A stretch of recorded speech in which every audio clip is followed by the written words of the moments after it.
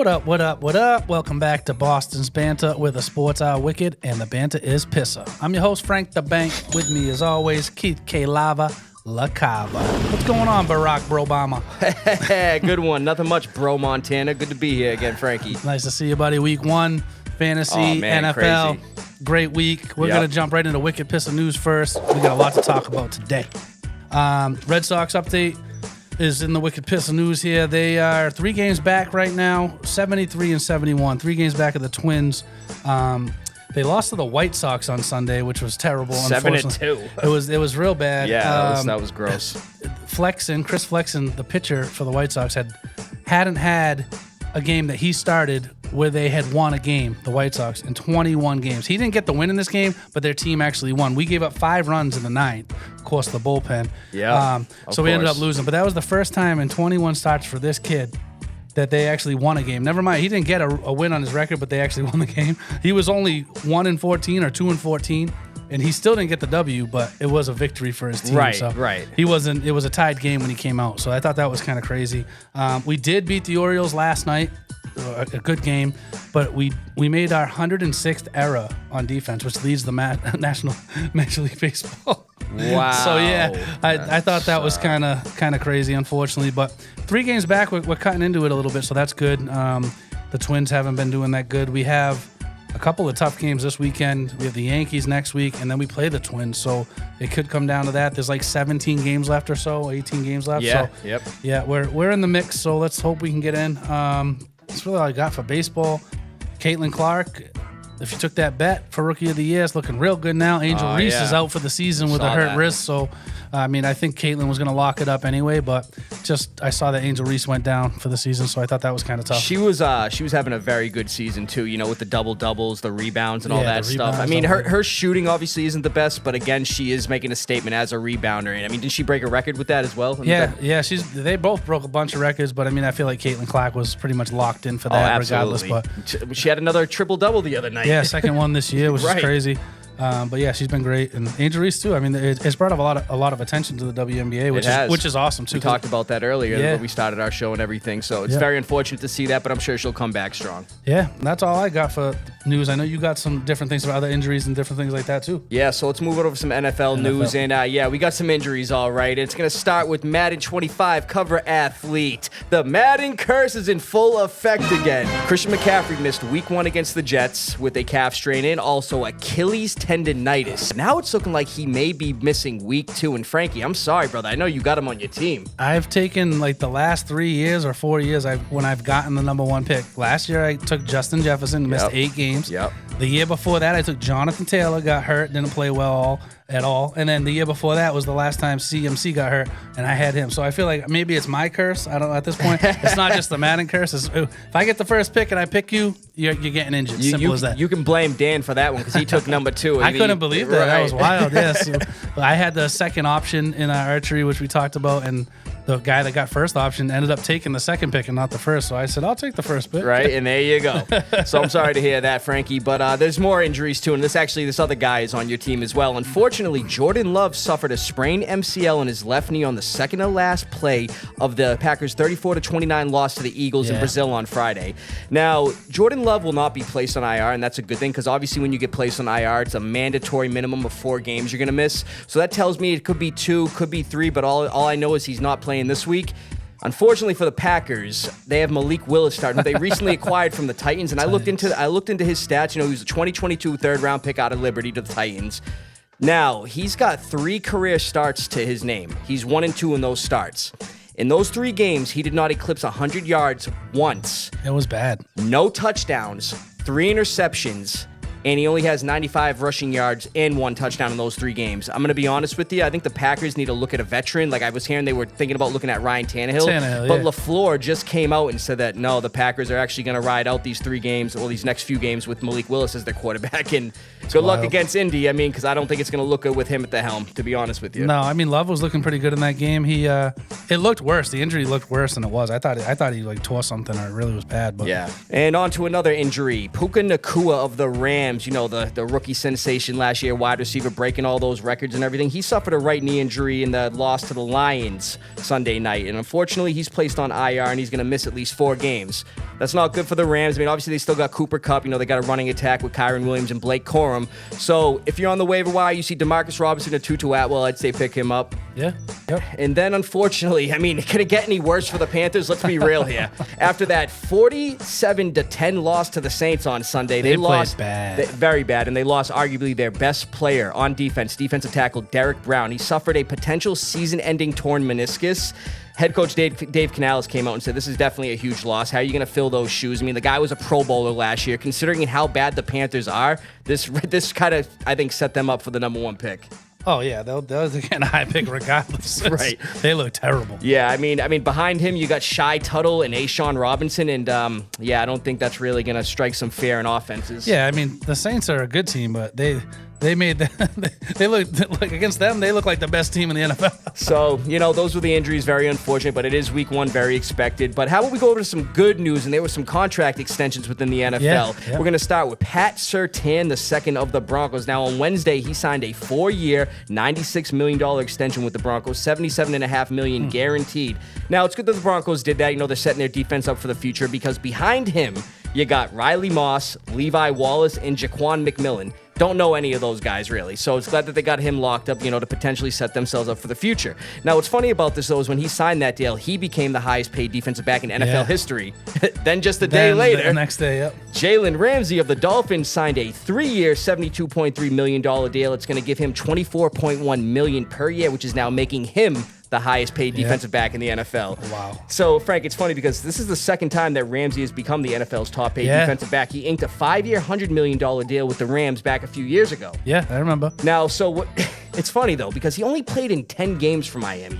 He got traded there last year from the Rams, played in 10 games. I mean, he did have 3 interceptions, but at the same time, I think they're kind of stretching there. I mean, he's not the Ramsey of old. He's still good. He's very good. That veteran leadership. But I agree. I mean, there's definitely better corners out there. Oh, absolutely. But I mean, at the same time, they wanted to lock him down. I mean, they're planning on obviously having him there for the foreseeable future to help with that defense. Absolutely.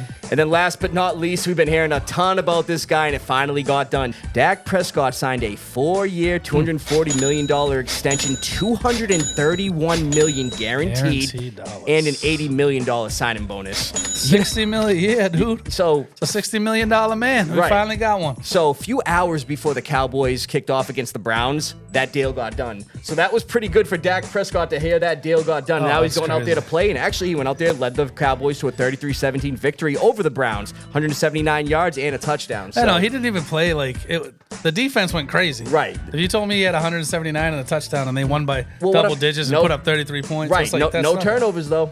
Yeah, I mean, when your defense gets 6 sacks and a couple turnovers, what do you mean? But, hey, you got to be happy for Dak because he's been waiting for this to happen. He wants to stay in Dallas. They just got CD, so they are setting their offense up for success in the future. Yeah. They still got a squad. I mean, they're nasty. Oh, absolutely. I'm surprised I took the Browns last week. Hey, we all make mistakes. It is what it is, Frankie. Well, that's enough on Dak Prescott and the Cowboys. Let's get into Foxboro Focus with our boys. Oh, what do you got on that? Frankie, remember last week when I predicted the Patriots to win 21-10? And actually, I got a clip of that. So I see the Patriots winning 21-10. 21-10. So there you go. The Patriots, they didn't win 21-10, but they beat the Bengals on the road to start off the Gerard Mayo era, 16-10.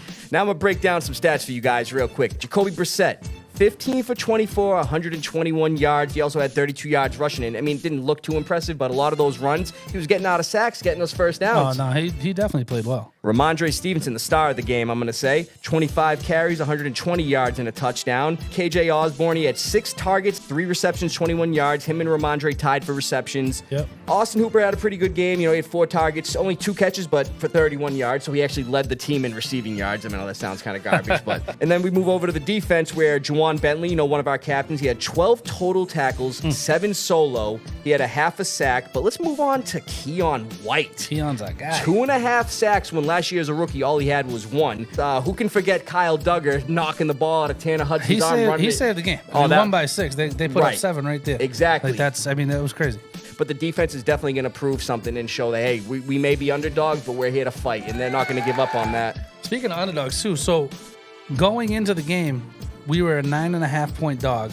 Then we find out that T. Higgins isn't going to play, which is a plus for us, obviously. Yep. So then it moved to 7.5-point dogs.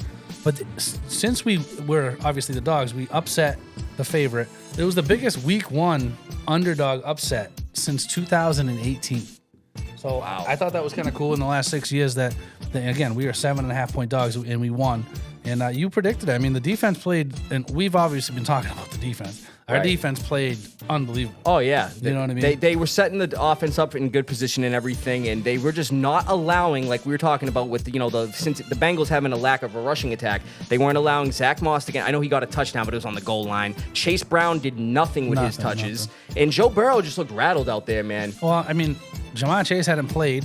Right. Or practiced, rather, all off-season with these guys. Right. And then T. Higgins is out. That's great for us. I mean, we still could have lost if it wasn't for the defense. Right. I mean, you said, the guy's going in for a touchdown. The play right before that, Gesicki should have caught it. And our defender got our hand in there as well. Yep. And obviously the ground did some of the work too, but he's all over him. Of course. Gesicki easily could have had that, dude. Exactly. So, I mean, our defense saved the game, in my opinion, on just those 2 plays. Absolutely, Frankie. So I was so happy that they won, though. Just to break down some of the Bengals players' stats, Joe Burrow, he went 21 for 29 for 164, no touchdowns. Yep. Zach Moss, 9 carries, 44 yards, and that 1 touchdown.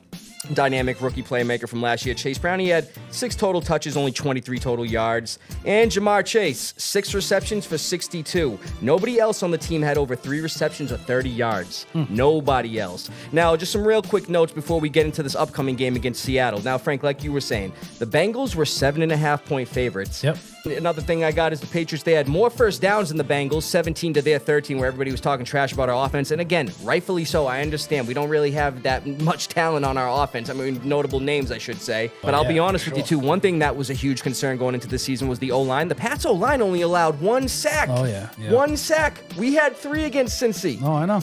So, you know what I was surprised about, too? Not to interrupt, but we didn't see Keyshawn Boutte. Yeah. We've been talking about him a lot. He led the preseason in almost every game in receptions. We did not see him. He didn't play, didn't get a catch. That was very interesting, Frank. I mean, it was. I thought he'd get some more playing time too, but again, the offense. He was active. The only receiver that was inactive was Javon Baker. Yeah, I just thought it was very odd that he seemed to be very involved in the preseason, and he wasn't out there. You always talk about it too. Since he starts off slow, they do. I think their offensive line is going to be a problem for them. Again, Yeah. I mean, our defense is good too, and but they're obviously made their line look really bad. Really bad. So our defense being as good as it is, there's other teams that are just going to watch our film and exploit their line. Their offensive line did not look good. No, they didn't at all, and Joe Burrow didn't have any time at all. No, that's what I mean. So, Pats defense, they only allowed 224 total yards, 154 yards passing, and only 70 yards rushing. But I want to get back into one guy we were talking about, during the summer, leading into training camp and all that. Christian Gonzalez. Now, we talked about how he is a rookie, locking down some of these premier star receivers his rookie year before he got hurt. Now it just continued. My man held Jamar Chase to only 3 catches for 15 yards. He wasn't letting Jamar get that contract extension. So I'll be honest with you, Frankie, I'm really excited to see how the Pats do this upcoming week against the Seattle Seahawks at home. The Seahawks beat the Broncos last week, 26-20. And Geno Smith, not too notable numbers, 171 yards, 1 touchdown, 1 pick. One guy I'm scared of, though, on that team is Kenny Walker. Yeah, Kenny's nice. That guy runs hard, 103 yards, a touchdown, and reliable. Tyler Lockett, he had 6 catches for 77 yards. Nobody else, not even DK Metcalf, who had over 3 catches of 30 yards as well for the Seahawks. Yeah, I watched some of that game. They were losing at halftime. They were. It was kind of crazy. If you watch the game, this is the first time I've ever seen this. And I don't know the stat on it or how long ago it was, but Denver had 2 safeties in the second quarter. I mean, I don't know. I saw that. The Patriots didn't have 2 safeties probably all last year. No. So to have I don't know what the stat is, but I know it's out there somewhere. If we can find that out, that'd be kind of cool. Oh wait, here it is. Here. So first team since 1960 to have two safeties in a season opener. Never mind in the same quarter. So in a whole game, it's the first time in week 1 that a team has had 2 safeties since 1960. All right, and that's back in the day when they ran the ball, wasn't throwing. It was not even the same NFL. Right. I have never seen two safeties in a game, I don't think. Never mind in the same quarter. So let's hope they don't do that against us. But some real quick notes on Seattle going into this game. They were 4 for 12 on third down, Frank, against the Broncos' 26th ranked defense. So I'm thinking that if we can get them on third down, then we can be cause for panic. Geno Smith seemed a little rattled in the pocket. He had to do a lot of runs as well. The offensive line allowed 7 quarterback hits, so we really got to crush the pocket. We got to go after it. Absolutely. And then lastly, the Seahawks defense allowed only 132 passing yards and 99 rushing yards for the Broncos. So obviously, they have a stout, it seems, run defense. I mean, you got Leonard Williams, Byron Murphy, Jaron Reed. But I think Ramondre, and I think also if we can get the screen game established with Antonio Gibson, maybe some inside draws. I mean, they do seem to have a stout run defense, so maybe we can open up the pass a little bit this game. Yeah, I mean, it's going to be a good game. I'm looking forward to it. I mean, their pass defense, they have some good young corners in Devon Witherspoon and Tariq Woolen and all that stuff. Julian Love is a good safety, but at the same time, I really think we can exploit that defense if we can kind of get a balanced approach, especially with Ramondre running the ball hard. Yeah, for sure. But to end it, Frank, who do you got winning in this game, Patriots and Seattle? I mean, I'm taking the Patriots, obviously, and I think they're going to win 17-10. I mean, you like that 10 number. You predicted 10 last week. I feel like the Seahawks offense is a little bit more healthy than Cincy's. I still have to. I'm taking Seattle. I hate to do it. I feel like Seattle is a more complete team, and I know our defense is way better. I'll see you later, Keith. I'll talk by myself. I don't. He's just, yeah. Let's go. But I hope I'm wrong. I hope I'm wrong again. But again, I'm not convinced with Brissett is gonna. Seattle's defense we talked about played pretty good. Yeah, but you talked about it, and I feel like they're the more complete team. So from a betting perspective, I always take the more complete team. So 17-10 Patriots victory. Be talking about it next week. I hope you're right. I hope they are 2-0. It'd be sick. Why don't we get into Wicked Smaht Fantasy Stahts? Wicked Smaht Fantasy Stahts. So week 1 of fantasy. So me and Frank, we both got our leagues. We're both in each other's leagues. So I'm gonna break down just how I did week 1. In my league, I won 154.46 to 110.96, bringing my record to start the year at 1-0. Some studs I had, Jaden Daniels, 28.16 points. Justin Jefferson had a tutty, 15.9. Nico Collins with some big catches, gave me 17.7. Ramondre, like we were talking about, he got me 21.6. And then Jerome Ford kind of saved me. I mean, he wasn't doing much in that Cowboys game, but finished with 18.9. Dude, last night, my kicker, Jake Moody, got me 25 points, bro. I almost picked him up in one league because he was a free agent, and I ended up grabbing somebody else. I grabbed Tyler Bass. But the duds I had, I didn't expect these. I had 2 guys on the Ravens. I had Mark Andrews get me only 3.4 on 2 catches for 14 yards. That's like bad. Derrick Henry had 10.6. For granted, he did have a touchdown,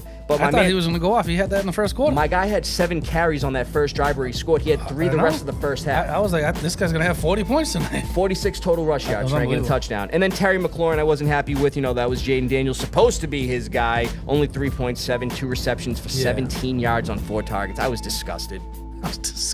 How did you do in my league, Frank? I knew you won. I won. Yes, sir. I got the most points in the league, and I got a 0 for where Christian McCaffrey was supposed to be because I didn't draft his backup. I had to pick up his third string, that rookie Isaac G, whatever his last name is. Renato or something like that. So he didn't even touch the ball. So I got a 0 for in my first pick overall, and I still got the most points in the entire league out of 12 teams. Who were some of your studs and duds, brother? It was crazy because last night, I was projected to win by a lot. I ended up winning by a lot, but he cut the score to almost like single digits. Like decimal points. He had San Fran's defense, and he had Garrett Wilson. So the first drive, Garrett Wilson caught was eating up 3 or 4 balls, and he had a bunch of, and then the defense had a sack or something. So next thing you know, we're tied, and I'm like, I was projected to beat him by like 50 at one point. I ended up winning by 25, but because I had Deebo Samuel last night. But yeah, I had Jalen Hurts at 25 roughly. Deebo had almost 19. Rashee Rice 17. Kamara had 22. Pollard 18. Chris Godwin 23. And Dallas D, who's a monster, got me 17. Then I got a 0 for Isaac Granado. Obviously, my biggest disappointment was McCaffrey. But unfortunately, in your league, I lost. I lost 164.18 to 134.98, starting my record off at 0-1. I'm just going to bring up some quick studs and duds for my team there. Anthony Richardson definitely was a stud for me that week. 31.08, and man, that dude's got a cannon, bro. Yeah. Bijan Robinson, I know he only had 16.10, but he had a lot of touches, so I was glad to see that. My boy Lad McConkey got his first career touchdown, 14.9 points. I texted you when he did, too. Yes, sir. sir. And then again, my kicker in your league, Frank, Kaimi Fairbairn, got me 17. And then the duds I had, Marvin Harrison Jr., 1 catch for 4 yards. I was disgusted, even though at the end of the game, he actually could have got a long touchdown. Kyler missed him. Deontay Johnson from the Panthers, 3.9. Then nobody on the Panthers did anything good. Dalton Kincaid from the Bills, 2.1, 1 catch for 11 yards, man. I very thought upset. He was going to go crazy. Same here, honestly. man. And then DeAndre Swift on the Bears. I mean, 5 points, 10 rushes for 30 yards. He had 1 2-point conversion, and he had 0 action in the passing game. You know, he had a few targets, but didn't catch any of them. So you know what I did in my league, dog? Come on, I got the most points again, and this time I'm over 200. So 211 points. Oh, Stop man. it right now. And I had Jaden Daniels on my bench, who had 10 more points than Jordan Love. Jordan Love got hurt, but he had 18 points. Who the studs and the duds, Come on, dog. Tyreek Hill, 29 points.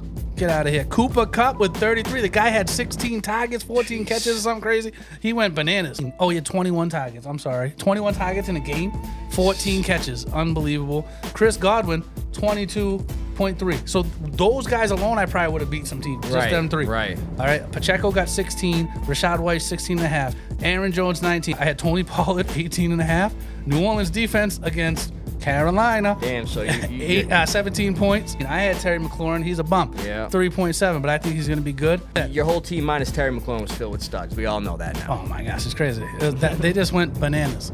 So yeah, it was a good week. I won in my other league. So yeah, I'm doing pretty good. I feel like I did pretty good week 1. Starting the season 1-1, but you know, going into week 2, we do got some must starts for everybody. Yeah, I'm gonna give you 5 of my wicked smart fantasy starts going into week 2, Frank. Let's hear it. Start Jaden Daniels against the Giants, please. All day, every day. Washington, Giants have allowed 3 touchdowns led by Sam Darnold last week. I mean, I'm not taking anything away from Sam Darnold, but that kind of speaks some volumes. And I'm gonna be honest, they just look like a horrible defense. They're not gonna. They don't got it together. So. Did you see their jerseys, mind you? Yeah, that was disgusting. Those are the grossest jerseys you've ever seen. It looked like something out of like. That looked like an AI-generated picture jersey. It was or whatever. awful. It was like the Canadian Football League jerseys or something. It was real bad. For running back, start Najee Harris at the Broncos. Now, obviously, people are like, isn't Jalen Warren there? Now, listen to this, everybody.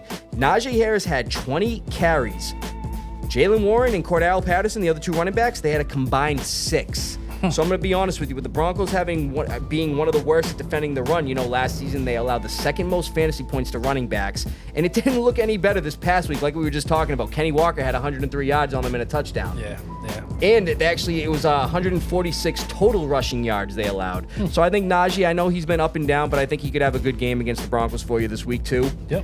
At number 3, I got Malik Neighbors at the Commanders. Now, everybody's talking about, like, aren't the Giants trash the way they're looking and all that? I get it. But he did have 5 receptions for 66 yards in his debut. He played in every single offensive snap. And not only that, the Commanders are horrible against the pass. They're allowing the 2nd most fantasy points per game to receivers going back to last season. I mean, look at last week. Baker Mayfield ate him up for 289 and 4 touchdowns. 392 total yards. Like 30-something points. I think Malik Neighbors gets his first career touchdown, maybe even 2 in this game. Yeah, Neighbors looks good, actually. Cooper Kupp is the next one. Start him against the Cardinals in Arizona. I love that. Now, Puka Nacua, he's out 4 weeks on the IR. Cardinals allowed 34 points to the Bills, 222 passing yards, 352 total yards. So I think that with the chemistry that Kupp has with Stafford, and now Puka Nacua being out, I think that's the guy he's going to be looking for most of the game. For sure. And then lastly, a tight end, all reliable for Kansas City. I'm going to say start Travis Kelce versus the Bengals. The Chiefs are 6.5-point favorites in this game. Now, the Bengals, they allowed 4 total catches and nearly 50 yards to the Patriots tight ends last week. That was Austin Hooper and Hunter Henry. Yeah.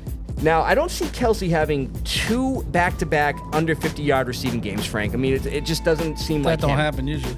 And then I'm going to bring up a stat for you guys. The Bengals, 9 out of their last 10 games have allowed 5 or more receptions to tight ends. So I'd say start him. Now, what do you got for me with the FanDuel, Frank? So FanDuel, same game we were just talking about. Joe Burrow is only 7,400. That's if T. Higgins is back. But career against Mahomes, he's 3-1. He's averaged over 300 yards a game. They're probably going to be playing from behind. You know, hopefully the offensive line gets it together. Yeah. I mean, KC's D is pretty good, but for that 7,400, you know, why not? Why not? Jaden Daniels a little bit more. He's like 7,900. That's another quarterback. Obviously, I think he's going to go off. He had 28 points last week. So you're saying Jaden too? I love Jaden. Yeah, of course. I mean, he's on my team. I drafted him too. He's my keeper next year. Got you, dog. So that's those 2 aren't bad. One of my favorite guys this week, obviously, is the backup to Christian McCaffrey. If he doesn't play, Jordan Mason's only 5,500. He had 147 yards last night. Yeah, man. So it's like he went crazy last night. For 5,500, if CMC doesn't play, which it looks like he won't, that's a no-brainer. He's going to be in everybody's league. Oh, yeah. You know what I mean? So he's going to be the best one there. For sure. Another sneaky play and a cheap play is tight end Colby Parkinson. He played okay against Detroit, but now that Puka's out against the Cardinals, I think we were just talking about the Cardinals, right? That game could be a lot like the Bills game, a high-scoring game. The Bills had, they were scoring on the Bills. So I feel like Stafford, you talked about Kupp, but if you want to find someone cheap for $4,800 out of your $60,000 salary, he could find the end zone. He played pretty good. He had some targets out, especially after Puka went Stafford down. likes using the tight ends too. Yeah, I think he, and Tyler Higbee's out. So right, that's what. Yeah, exactly. Yeah, so he might be a sneaky play. I like Brian Robinson. He had 17 points. He's only 6,200 against the Giants. And it's at home, so the Commanders are at home. The Giants are terrible. Anybody that you can find for 6,500 and under against the Giants, you should probably put one of them in. Okay? Absolutely. Brian Robinson looked pretty dang good. Yep. And I think that's not a bad start. Lad McConkey, we talk about all the time. That's my boy. Or Josh Palmer. They're 5,700. Yeah, if he doesn't get ejected. 5,700 or 5,600, okay? They're playing against Carolina, who gave up 47 points last week. To Derek Carr. So, yeah, either one of those two. If you got to go with Palmer or you got to go with McConkey, I would definitely take one of them against Carolina. I got them both, between both leagues. And you know who I have for the defense who's on the low side? Start the Chargers against the Panthers? The Patriots are only 3,400, and we're playing at home, our first home game. Why not give them a shot? 3,400 is like the third or fourth cheapest. Man, that's smart, too. I like that because the Patriots are familiar with Geno Smith from his days with the Jets. We play much better at home regardless, but our defense looks so good against Joe Burrow. Oh, they're going to be amped up That's in Gillette what I Stadium. mean. So it's like, we might not win the game, but I feel like the defense is going to play good. Oh, you already know I predicted them to win that game, you did. bro. You know I didn't, though. So that's all I got for Wicked Smaht Fantasy Stats. Why don't we jump right into the Lava Round? Lava Round, baby. We got the Week 2 predictions coming up. Go back to week 1 real quick. Frankie, I had a 12-4 record last week on the picks. How are you looking? I had a 12-4 record, too. It's funny how you say that. But you got to give me a half a point on that. Pittsburgh. You did say. Actually, let me roll the clip real quick. Roll this clip. Moving right along. Steelers at Falcons. I'm taking the Falcons. Me, too. That's a close one for me. Steelers, just Russell Wilson, I just don't know what to expect. If it was Justin Fields, I might take the Steelers, honestly. So I said, if Russell Wilson starts, I'm taking Atlanta. And I said I most likely would take, Pittsburgh if Justin Fields starts. And my reasoning was that Fields is going to extend plays with his legs. They can't keep him in the pocket. And I feel like they got Judon, they got a defense that is going to get sacks, but if you're playing against a quarterback that's going to move, right? Pittsburgh's D's nasty, and he had Justin Fields had like 57 yards rushing. I mean, he extended plays and got a bunch of field goals, and they won the game. Yeah, it was a good week for both of us, though. I mean, 12-4. We're tied up right now, bro. It was awesome, yeah. But you better give me that half point. No half points in this. It ain't fantasy, bro. It's just pick'ems, brother. That's messed up. But hey, what we got for the week 2 games, Frankie? Let's break them down real quick. Let's go. So week 2. We got Bills at Dolphins. Who you got? Oh, I'm taking Miami there. I got to take Miami too, but I think it's going to be a close game. It's going to be a close game, and I think it's Josh Allen. Obviously, a guy can work magic, run in, throw in. Yeah. But I'm going to be honest with you, I think Miami's very high speed, and obviously Tyreek Hill with what happened last week with that whole debacle with the cops and all that. Oh, that was wild. He's going to be amped up. He's going to be in Miami. He's going to be ready to go. Well, the Bills didn't even play good against Cardinals. In Buffalo against Cardinals were winning that game. Right, they were beating them. I mean, they put up 20-something points, yeah, 29 points, I think, right? 34 touchdown. So they played good. They could have easily lost that game, and no one expected that. So I got the Dolphins. That's why I'm taking Miami as well. Yeah. Next game, we got 49ers at Minnesota. Oh, I'm taking the 49ers. They look so complete. They are just they dominated. Even without McCaffrey, they looked complete. So both lines of scrimmage, they dominated the Jets. Oh yeah, like they just pushed them around. It was crazy. So yes, sir. I got the 49ers. We got Seahawks at Pats. We already talked about that. I'm Seahawks, you're Pats. So that's our only different one right now. And it might be our only different one because a lot of these games I feel like are no-brainers. Giants at Commanders. I know you're taking Commanders. Commanders all day. Chargers at Panthers. I'm taking the Chargers. Me too.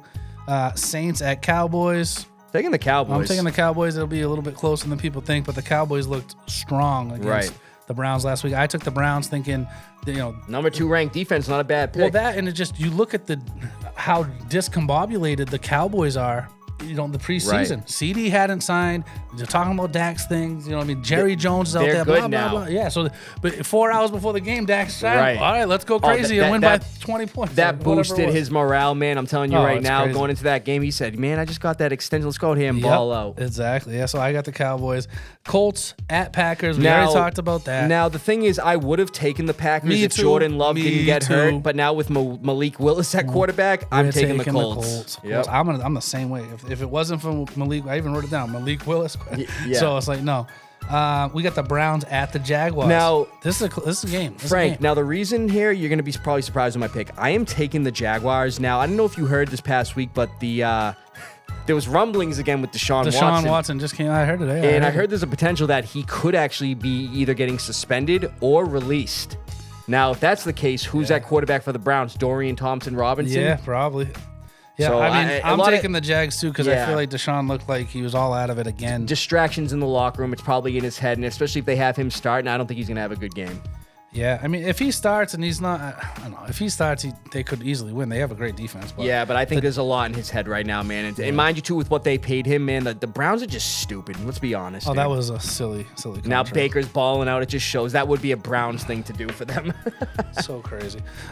Moving on to the Jets at the Titans. I'm actually taking the Titans, man. I thought they had a really good chance last week, almost beating Chicago. It was just a really boneheaded play by Will Levis on that pick 6. Oh, my gosh, that was so bad. Caleb Williams did not play good. He only had like 90-something. Right. Or something, right? Yeah, he didn't. So he didn't play well. The defense of Chicago was better than I anticipated. Yeah. They saved him, honestly. Oh, yeah. DeAndre Swift didn't do much either. 5 points to me in fantasy. It was like, so I couldn't believe that Chicago came back and won that game. Yeah, they did. You were talking about the experience of Will Levis. I mean, he hasn't started that many games, but we talked about this last week where you said, well, Caleb Williams don't have the experience. I mean, Will Levis made 2 bonehead plays. That's like absolute bonehead plays. You shouldn't make that regardless of how bad, if you were just an undrafted guy. He lost the game for them. Yeah, absolutely. He absolutely lost the game for them. Single-handedly. He even said it himself. It was boneheaded. It was ridiculous. I mean, it wasn't that the defense won the game. It was that he lost the game. I mean, Chicago's defense played good, but that was insane. Did you see the clip when he threw that pick 6? Mind you, too, it wasn't even like a throw that had potential. He threw it over his shoulder because he was getting sacked. And then, mind you, when the guy was running it back, there was a funny clip of him just sitting there on his knees with his hands on his head like, what did I just do? That was absolutely wild. Yeah. I mean, you're taking the Titans. I like the Titans this year, but after what I saw from Will Levis, I'm going to go with the Jets. I know they didn't look good against San Fran. I'm giving Will Levis one more game. So I just think that it being in Tennessee, they were in Tannehill might be coming back to Titans real quick if this keeps up. Yeah, we'll see. But I mean, the Jets, I feel like, again, a more complete team. They have a great defense, and I'm going to take the Jets on this, give them one more chance. We'll see, man. Another really good game, Bucks at Lions. Yeah, that is actually a really good game. That's going to be a good game. Toss-up for me, but with it being in Detroit and how good they played last week, especially Jamison Williams, it's the coming-out party to Jamison Williams, man. I'm taking the Lions. I got to take the Lions, too, and that was when I was like almost 50-50 yeah, man. That's going to be a game. Right there. That's going to be a game. Surprised that's not prime time. Oh, that's going to be a great game. Yes, sir. Raiders at Ravens. We're both taking the Ravens. I'm assuming. Yep. Derrick Henry, I think he gets it going, goes over 100 yards, and I think Lamar still does the Lamar stuff, running around, all that.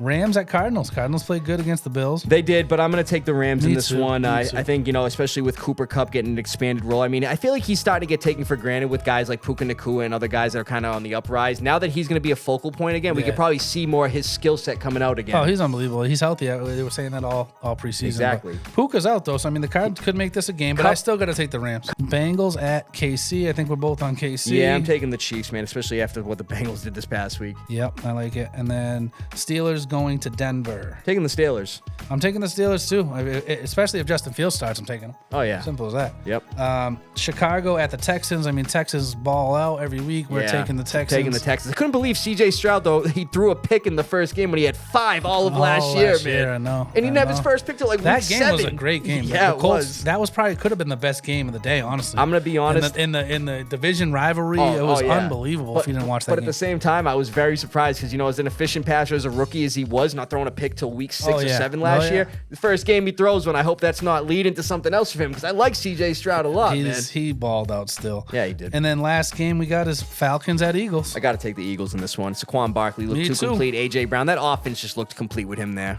Yeah, me too. I think we only have 2 differences this week, so we'll see. You took the Titans and I took the Jets, and then I took the Seahawks and you took the Pats. Everything else we're the same on. So yes, sir. It'll be interesting week. So that's pretty much all I got. We ain't got no movies this week or nothing. Sorry, guys. From Titletown to your town, stay wicked Pissah. From the TD Garden to your garden. Thanks for listening. Have a good one, everybody.